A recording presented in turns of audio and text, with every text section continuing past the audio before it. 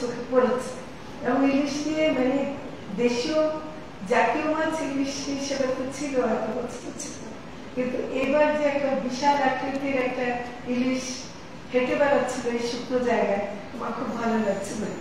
খুবই খুবই একটা উল্লেখযোগ্য বিষয়।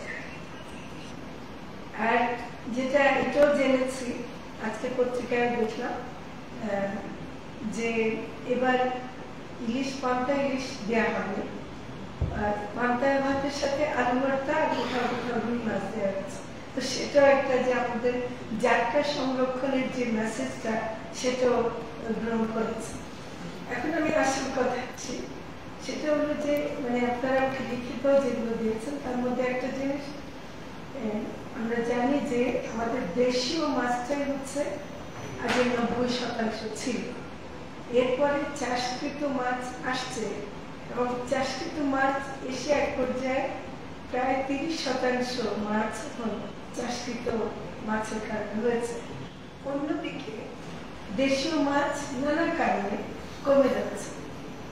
এই কমে যাওয়াটার ব্যাপারেও আমরা যেমন অভ্যস্ত করছি, আমরা হাওড় বাউরে অনেক প্রকল্প নিচ্ছি, কাজ করছি, ওটা আমাদেরকে কিন্তু করতেই হবে, এটার কোনো বিকল্প নেই।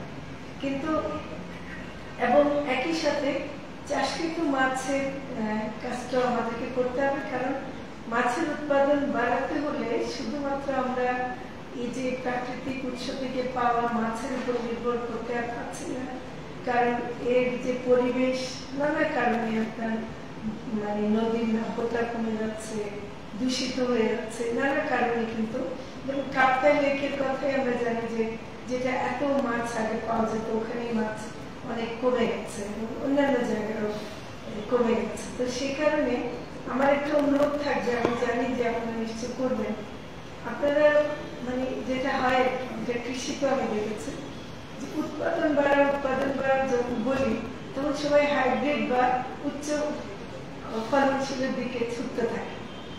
আমরা এই যে প্রকল্পের মাধ্যমে যেটা আমরা করতে যাচ্ছি সেটাতে ধরেন ইভেন ক্রায়োপ্রিজার্ভেশন যেটা বলছি সেটাতে আমরা দেশীয় প্রজাতির মাছ যেগুলো কি বেশি সংরক্ষণ করার দরকার সেগুলো আমরা যেন সংরক্ষণ করি। তাহলে কিন্তু আমাদের ভাবে কি যে একদিকে যেগুলো উৎপাদন বাড়াবার মতো মাছ সেগুলো আমরা নিব, অন্যদিকে যে মাছগুলো প্রায় বিলুপ্ত হওয়ার দিকে যাচ্ছে, আমি দিদির মধ্যে বলবো যে যেগুলো প্রায় বিলুপ্ত হওয়ার দিকে যাচ্ছে ওগুলো উৎপাদনশীলতা দেখার বিষয় না, ওটা দেখতে হবে যে ওটাকে রক্ষা করা। কারণ বাংলাদেশের মতো দেশে আমার সাথে আপনারাই বেশি জানেন যে এত প্রজাতির মাছ সমুদ্রে এবং নদী জলাশয় মিলে এটা কিন্তু পৃথিবীর খুব কম দেশে আছে। আমি মনে করি যে আমরা অন্যতম প্রধান দেশ। তো সেদিক থেকে আমি বলবো যে এই দুটোই আপনার ক্রায়ো প্রিজার্ভেশনের অংশ হওয়া উচিত। একদিকে এন্ডেঞ্জার্ড মাছকে বিলুপ্তপ্রায় মাছগুলোকে রক্ষা করা এবং অন্যদিকে উৎপাদন বাড়াবার জন্য কাজ করা। আরেকটা কাজ আমি শুনে মানে আপনাদের এই কথা দেখে আসছে যে যারা আবার চাষকৃত মাছ করছে তারা আবার সবাই যে লেখাপড়া জেনে বা মাছের প্রতি ভালোবেসে করছে মনে হয় না, অনেকে আবার ব্যবসার জন্য করছে এবং এই জন্য অপরিকল্পিত সংকরায়ন, আন্তঃপ্রজনন, অপ্রাপ্ত বয়স্ক মাছ দুধ হিসেবে ব্যবহার রোধ করার প্রশ্ন এসেছে। তার মানে কি এটা হচ্ছে এবং এটা বন্ধ করা খুবই জরুরি। এটা যদি আমরা বন্ধ করতে না পারি তাহলে কিন্তু আমাদের আপনারা যে কাজটা করছেন সেটা কিন্তু হবে না। কাজে মাছ চাষকৃত মাছ করতে গেলে আমাদের একটা বড় কাজ হবে যে এই ধরনের যেগুলো নাকি অপরিকল্পিত এবং অন্যায়ভাবে করা হচ্ছে সেটাও রোধ করা। আমরা এটা যদি চাষকৃত মাছের ক্ষেত্রে না করতে পারি সেটা আমি মনে করি যে ঠিক হবে না। এটা কি আপনার একমত? এটা রোধ করার দরকার। আচ্ছা, একই সাথে আমি কিছু ভাষাগত বিষয় নিয়ে একটু বলতে চাই। আপনারা অনেকে কিন্তু পট করে মাছ চাষ করছে, এটা তো ডেফিনেটলি একটা আধুনিক হবে বা কিন্তু অ্যাকুয়াকালচার ইন্ডাস্ট্রি বলা এটা কিন্তু ভুল। আপনারা একদিকে বলবেন বিদ্যুৎ বিল কেন আমাদেরকে ইন্ডাস্ট্রি রেটে দেবেন, আর ওদিকে নিজেই নিজের নামকরণ করছেন অ্যাকুয়াকালচার ইন্ডাস্ট্রি। তাহলে আমি তো ওদেরকে বলবো ঠিকই আছে ইন্ডাস্ট্রি রেটে, অথচ আমি এদিকে বিদ্যুৎ মন্ত্রণালয় এবং এমনকি এখন তো শেষ পর্যন্ত অর্থ বিভাগও আমরা বলছি যে আমাদেরকে যারা মাছ চাষি আছেন, আমাদের খামারিরা আছেন, তাদের যে কস্ট অফ প্রোডাকশন কমাতে হলে বিদ্যুতের রেট কমাতেই হবে, ফিডের রেট কমাতে হবে, এটা কিন্তু একটা আছে।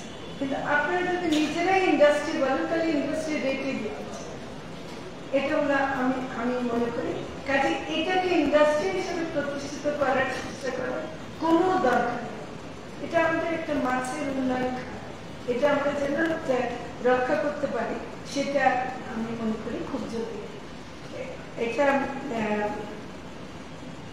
আর পাশাপাশি যেটা বলছেন সেন্টার অফ এক্সেলেন্স করা, আমি মনে করি এটা খুবই ভালো একটা প্রস্তাব আজকে যিনি দিয়েছেন। আমি মনে করি এটা এই ধরনের কাজগুলো আমাদের করা দরকার।